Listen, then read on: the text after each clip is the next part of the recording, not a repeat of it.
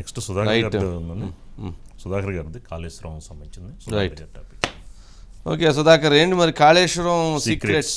తెలంగాణకు కేంద్ర బృందం ఏదో చెప్పినట్టున్నారు కదా, ఎన్డీఆర్ఏ కదా, ఎన్డీఎస్ఏ రిపోర్ట్ వస్తుంది. ఎన్డీఎస్ఏ రిపోర్ట్ వచ్చిన తర్వాత ఎటువంటి పరిస్థితిలో కూడా ముందుకు వెళ్ళటమేనా తప్పదని చెప్పారు. నిన్న ఎవరైతే ముఖ్యమంత్రి గారు మాట్లాడుతూ రేవంత్ రెడ్డి గారు నిన్న చిట్ చాట్లో చాలా జరిగినాయి, అధికారులు కనుక చాలామంది ఇందులో తప్పు చేసినటువంటి వాళ్ళు ఉన్నారు, కేసీఆర్ని కూడా ఎటువంటి పరిస్థితుల్లో ఇది విచారణలో కనుక తప్పని తేలితే వదిలేటువంటి ప్రసక్తే లేదని కూడా ఏదో నిన్న చెప్పినట్టున్నారు. మన మోదీ గారితో ఏం మాట్లాడారో నిన్న కేసీఆర్ గారికి విచారణ తప్పదని చెప్పారు.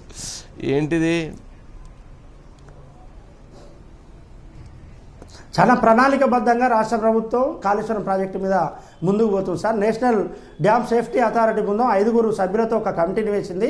ఆ కమిటీ ఇవాళ మధ్యాహ్నం హైదరాబాద్కు వచ్చింది. రాగానే నీటిపారుదల శాఖకు సంబంధించిన అధికారులు, అదేవిధంగా మంత్రి ఉత్తమ్ కుమార్ రెడ్డితో భేటీ అయ్యి ప్రస్తుతం వారు మేడిగడ్డకు వెళ్ళారు. మేడిగడ్డలో ఇవాళ రాత్రి బస చేసి రేపు మేడిగడ్డ, అన్నారం, సుందిల్లా ఈ 3 బరాదులను పరిశీలిస్తారు.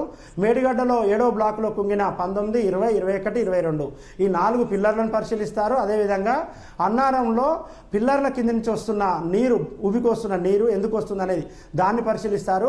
3 క్లియర్గా పరిశీలించిన తర్వాత సార్ ఈ బృందం ఈ రాష్ట్ర ప్రభుత్వాన్ని 26 అంశాలతో కూడిన ఒక నివేదికను అడిగింది సార్.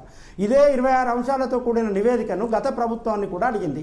అక్టోబర్ 21వ తేదీన మేడిగడ్డ ప్రాజెక్టు కుంగితే 22వ తేదీన కేంద్ర మంత్రిగా ఉన్న కిషన్ రెడ్డి ఎన్డీఎస్ఏకు ఆయన ఒక లేఖ రాశారు. మేడిగడ్డ ప్రాజెక్టు కుంగింది, వెంటనే మీరు సందర్శించాలి, దీనిపైన నివేదిక కావాలని.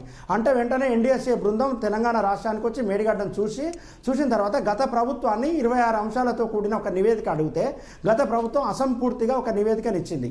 ఆ అసంపూర్తిగా నివేదిక ఆ ప్రభుత్వం ఇచ్చింది కాబట్టి మరి ఇప్పుడు ఈ ప్రభుత్వం దగ్గర 26 అంశాలతో కూడిన నివేదిక ఉన్నదా లేదా అనేది ఇప్పుడు ప్రశ్నార్థకం.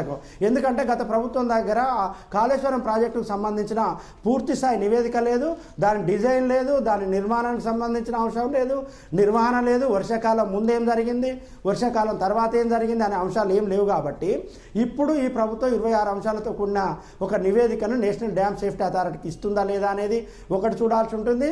దీంట్లో చాలామంది అధికారులు ఇన్వాల్వ్ అయి ఉన్నారు, ముఖ్యమంత్రి రేవంత్ రెడ్డి చెప్పినట్టు. అదేవిధంగా భారీ నీటిపారుదల శాఖ మంత్రిగా కాళేశ్వరం ప్రాజెక్టు ప్రారంభించినప్పుడు ఉన్న హరీష్ రావు, అదేవిధంగా రెండోసారి ప్రభుత్వం ఏర్పడ్డప్పుడు ముఖ్యమంత్రి కేసీఆర్ దగ్గరనే భారీ నీటిపారుదల శాఖ ఉంది. కాబట్టి ఈ ఇద్దరిపైన కూడా విచారణ ఉంటుందని ముఖ్యమంత్రి రేవంత్ రెడ్డి చెప్తున్నారు. కాబట్టి ఎలా ముందుకెళ్తారని చూడాల్సి ఉంటుంది. ఇప్పటికే ఈఎన్సీగా ఉన్న మురళీధర్ రావుని, వెంకటేశ్వరరావుని ఇద్దరిని కూడా బాధ్యతల నుంచి తొలగించారు. ఇద్దరిపైన కూడా వేటు వేశారు. కాబట్టి ముందు ఎన్డీఎస్ఏ ఇచ్చే నివేదిక ఆధారంగా ఇంకెవరెవరిపైన విచారణ ఉంటుంది, ఎవరెవరిని విచారణ పిలుస్తారు ఏందనే తేలాల్సి ఉంటుంది sir. Okay right Sudhakar. Next